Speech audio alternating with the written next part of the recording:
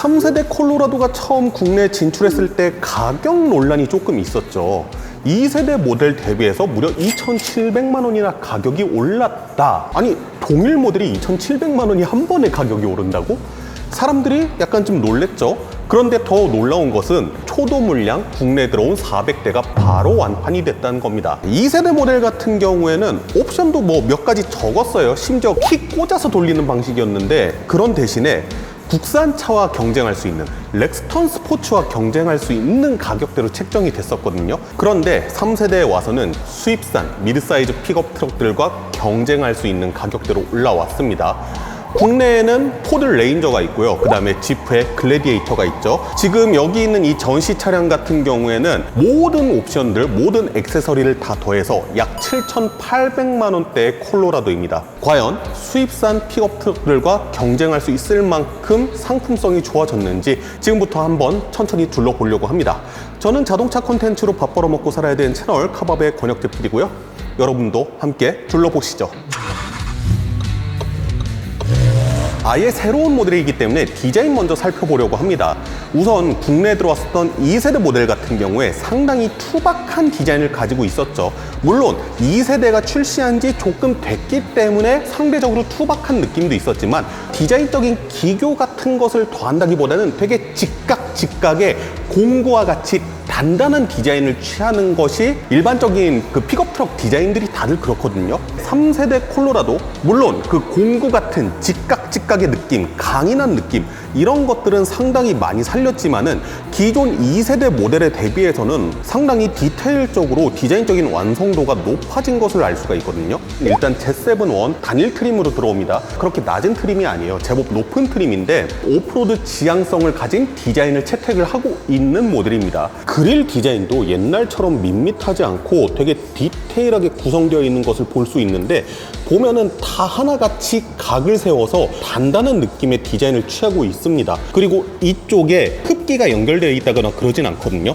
그럼에도 불구하고 이런 디자인적인 취임새를 넣으면서 조금 더 스포티해 보이고 오프로드에서 고성능을 낼 것 같이 디자인되어 있는 것을 확인할 수 있습니다. 블랙 보타이 주변 쪽으로 해서 이렇게 앰비언트 라이트 들어오는 거 확인하실 수 있죠. 그리고 라이트도 보시게 되면은 이 위쪽으로는 주간 주행등이 있는 것을 확인하실 수 있고, 그 아래로 프로젝션 헤드램프가 들어가 있습니다. 하얗게 불 들어오는 거 보이시죠? 네, LED 등 들어갔어요. 이것도 2세대 모델에 비해서 확실하게 고급스럽게 변한 모습이라고 보실 수가 있을 것 같습니다. 다만 방향지시등 같은 경우에는 벌브 타입으로 되어 있고요. 그 아래쪽으로는 안개등까지 이렇게 마련되어 있는 거 확인하실 수 있죠. 그리고 조금 더 아래쪽으로 내려가서 보면은 누가 또 그새 긁어놨구만. 바디 컬러와 다른 색, 회색을 가지고 있죠. 그러면서 바위 같은 데에 긁히더라도 차량을 보호해 줄 수 있는 프로텍터의 기능을 가지고 있는 것처럼 디자인을 해놨죠. 그러면서 조금 더 오프로더적인 느낌을 자아내고 있습니다. 견인고리 같은 경우에는 다 빨간색으로 해서 조금 더 강인함을 살린 디자인인 거 확인하실 수 있고요. 라이트 같은 데에도 쉐보레 로고 자체를 음각으로 파놨어요. 3세대 모델로 와서는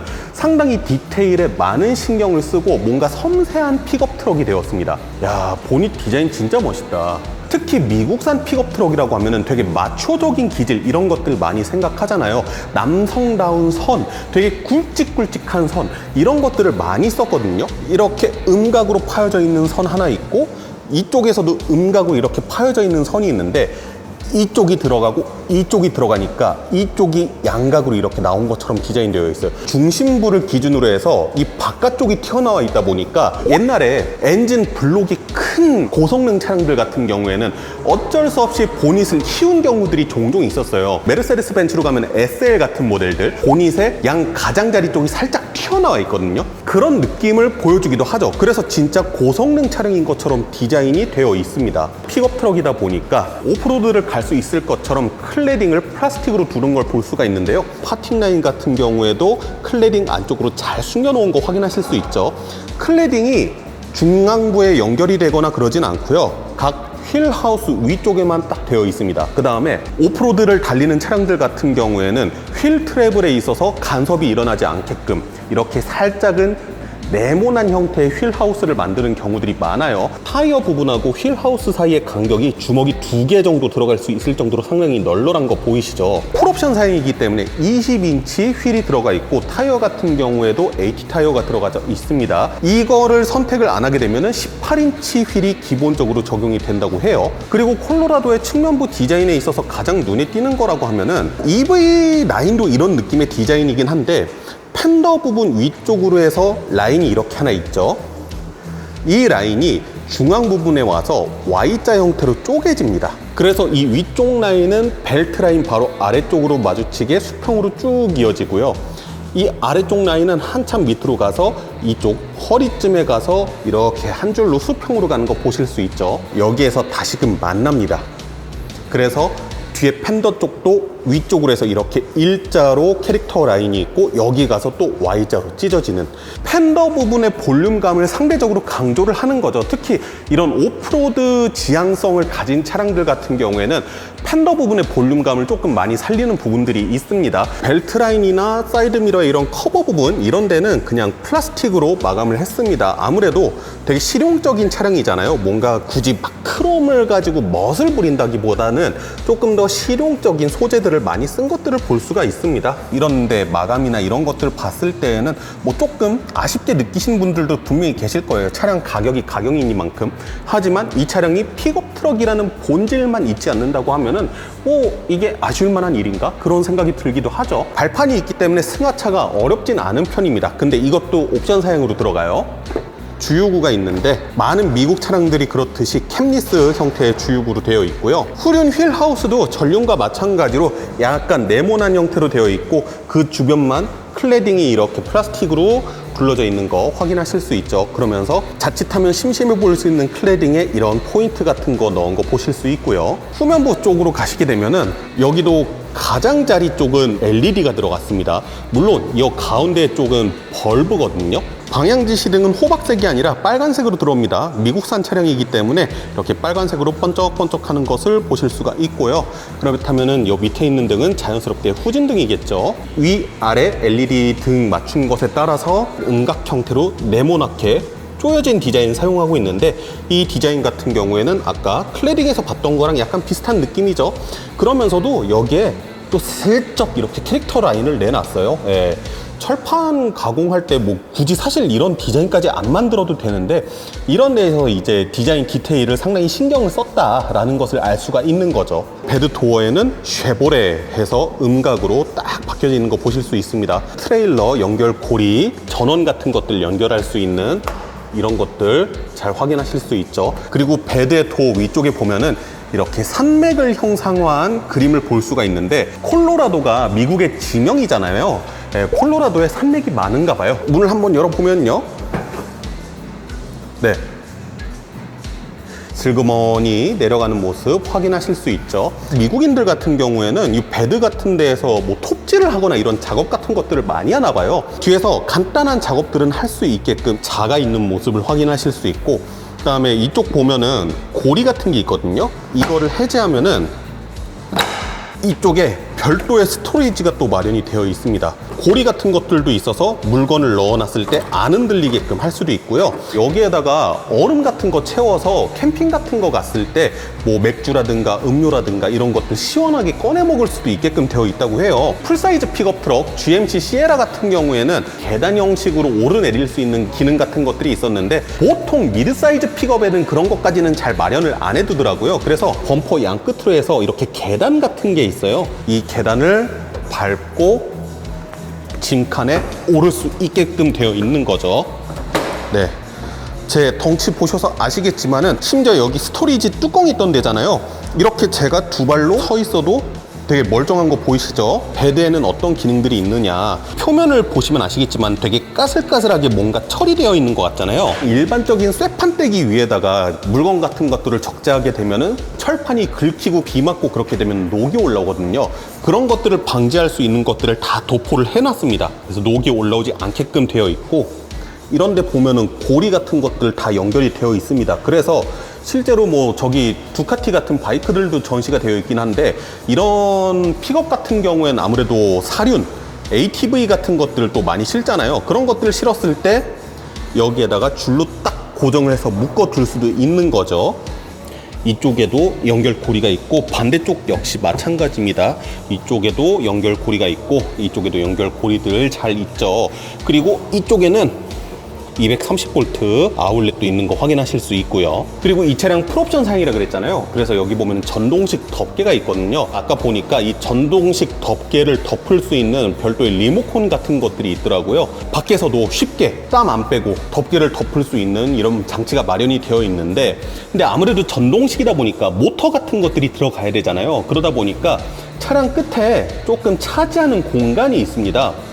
그래서 만약에 나는 이 베드의 쓰임새가 되게 중요하고 난 베드에다가 짐을 많이 실어야 된다 라고 했을 때는 솔직히 그렇게 적합해 보이진 않아요. 베드의 높이 이상으로 올라올 만한 짐을 실을 일은 없어. 그런데 이제 도난에 대한 위험이나 아니면 프라이버시 때문에 덮개는 항상 덮고 다니고 싶어 하시는 분들은 이제 전동을 선택하시면 될 것 같고, 본인의 사용 용도에 맞춰서 선택을 하시면 되겠죠. 참고로 가격이 전동 커버가 152만 원이고요. 수동식 커버가 114만 원입니다. 베드의 도어도요, 이렇게 한 손으로 충분히 닫을 수 있을 정도로 그렇게 무겁거나 하지 않습니다. 제가 2세대 콜로라도를 실제로 타본 적은 없긴 한데 실내 내장 품질이나 이런 것에 대해서는 어느 정도 익히 들은 게 있거든요. 키를 꽂아서 돌린다, 이것부터가 미국 픽업 트럭의 감성인가 보다 라고 생각하고 말았던 건데, 물론 차량 가격이 오른 것을 이제 생각을 했을 때 이렇게 바뀌어야 되는 게 맞긴 하지만 천지개벽 차이로 바뀌었죠. 천지개벽 차이로. 도어 패널 쪽 같은 경우에는 플라스틱이 많이 쓰였습니다. 예. 아무래도 실용적인 차량이기 때문에 막 여기까지 가죽으로 덮고 그러진 않았는데, 그럼에도 불구하고 신체가 닿는 부분들, 예를 들어서 이 팔걸이 부분 있죠. 인조 가죽의 느낌이 조금 많이 나긴 하는데 어쨌든 조금은 더 폭신폭신한 소재를 이쪽에다가 사용을 했고요. 스티칭까지 박아 놓은 거 확인하실 수 있죠. 빨간색으로. 전동식 시트는 당연히 달려 있겠지 싶었는데 메모리 시트가 달려 있을 줄은 몰랐네요. 조수석 쪽에는 차량을 타고 오를 때 쓸 수 있는 손잡이가 달려져 있는데 운전석 쪽에는 별도로 안 달려져 있어요. 아무래도 시야 확보를 위한 것 때문에 따로 이쪽에는 손잡이가 없는 것 같은데, 그래서 아마 이 발판 옵션을 선택하지 않으신다고 하면은 차량에 탑승하실 때 조금 힘들 수도 있을 것 같아요. 인테리어 기조 같은 경우에는 최근에 쉐보레 차량과 맞춰서 계기판도 이렇게 풀 디스플레이로 처리가 되어 있고 센터 디스플레이 상당히 큰 거 박혀져 있는 디자인으로 되어 있습니다. 저도 처음 이 차 탔을 때 되게 찾아 헤맸거든요. 이게 도대체 어디 있는가? 대부분 쉐보레 차량들이 헤드라이트가 유럽 차량들처럼 이 아래쪽에 돌리는 레버 형태로 마련이 되어 있는데 돌리는 레버가 없죠? 헤드라이트는 어디서 끄고 켜야 되느냐? 센터 디스플레이 위쪽에 마련되어 있습니다. 이거를 눌러야지 켜고 끌 수가 있는 거예요. 약간 테슬라 같은 느낌적인 느낌도 들기도 하고요. 내비게이션이 설치되어 있거나 그러진 않고요. 안드로이드 오토라든가 애플 카플레이를 통해서 내비게이션을 확인해야 되는 설정으로 되어 있고요. GMC 시에라 같은 경우에는 스티어링 휠이 되게 컸다는 느낌이 있었거든요. 그러면서 아, 이게 미국 픽업 트럭 감성인가? 라는 생각이 들었었는데 생각보다는 승용차의 스티어링 휠에 비슷한 느낌을 가지고 있고요. 림의 두께도 생각보다는 되게 얇은 편이에요. 센터 페시아 쪽만 보면은 약간 SUV의 느낌과 비슷한 대시보드의 디자인을 가지고 있죠. 2세대의 그 투박한 디자인에 비하면 되게 승용차의 느낌이 나게끔 디자인되어 있습니다. 공조 장치가 이 아래쪽에 쭉 버튼들이 마련이 되어 있어요. 그리고 국내 소비자분들 이거 없으면 좀 서운하죠. 통풍 시트 조수석 쪽까지 해서 잘 마련이 되어 있고요. 원터치로 창문을 내릴 수 있는 버튼이 있습니다. 어떤 용도로 쓰이는지는 모르겠는데 되게 신기한 이런 기능이 있네요. 올라가는 건 안 돼요. 운전석 쪽은 원터치로 업앤다운이 다 되는데 조수석하고 뒷좌석 같은 경우에는 원터치 다운만 되고 올리는 거는 계속 당기고 있어 줘야 되네요. 캐딜락도 그렇고 GM이 전반적으로 이 오토 업앤다운 윈도우 같은 경우에는 조금 야박한 게 있어요. 에스컬레이드도 2열 같은 경우에는 올릴 때 계속 당겨줘야 되거든요. 차로 이탈 방지 보조 버튼이 있습니다. 많은 분들께서 아시겠지만 GM 같은 경우에는 미국의 슈퍼크루즈라는 에이다스 시스템을 사용을 하고 있잖아요. 그런데 그 슈퍼크루즈 같은 경우가 지도 기반이에요. 맵 기반이기 때문에 국내에서는 이 기능을 다 쓸 수가 없어요. 그래서 국내에서는 차선 중앙 유지 기능이 안 됩니다. 이건 GM 차들 다 그래요. 대신에 어댑티브 크루즈 컨트롤 같은 경우에는 장착이 되어 있어요. 있는 거 보시죠, 버튼. 그런데 이 어댑티브 크루즈 컨트롤 같은 경우에도 옵션 사양입니다. 기본 가격이 7,200만 원이다 보니까 조금 서운한 감이 있죠. 스마트폰 무선 충전 공간 이렇게 되어 있고요.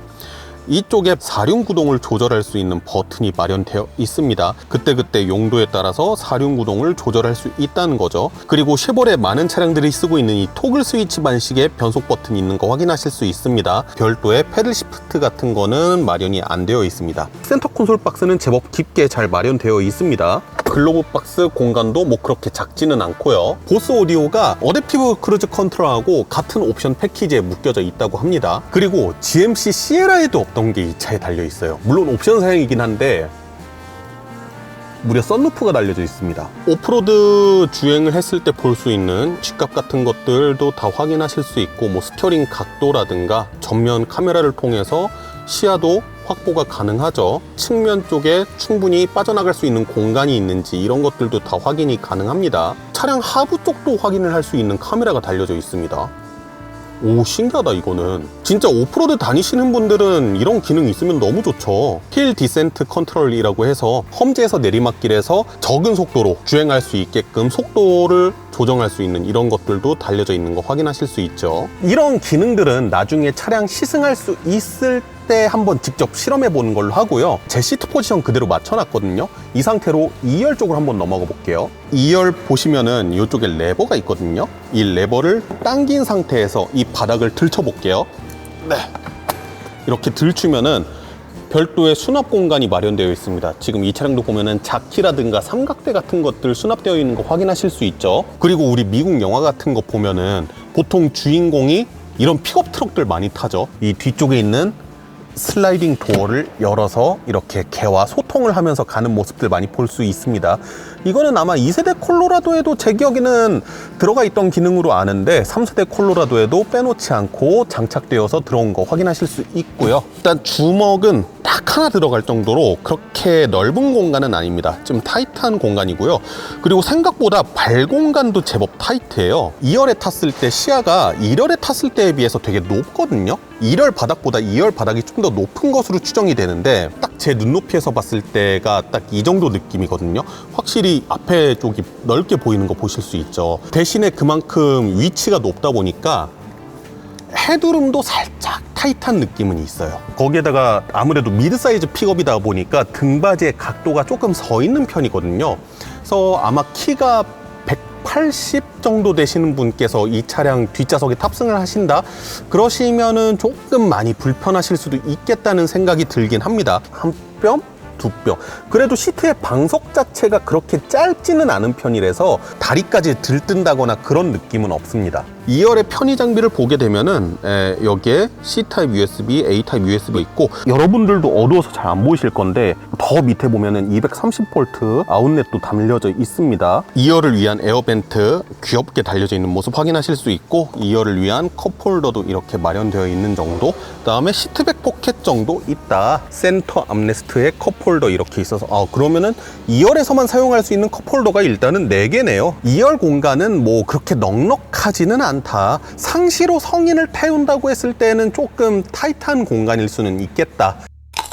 전시 차량이기 때문에 디자인하고 실내 공간적인 부분, 그 다음에 픽업 트럭이기 때문에 베드 부분 위주로 보여드렸고, 성능이나 이런 것들은 뭐 나중에 시승 차량이 풀린다거나 아니면 시승 행사를 만약에 진행하게 된다면은 그때 가서 말씀드릴 수 있을 것 같은데, 사실 파워트레인 부분도 많이 바뀌었죠.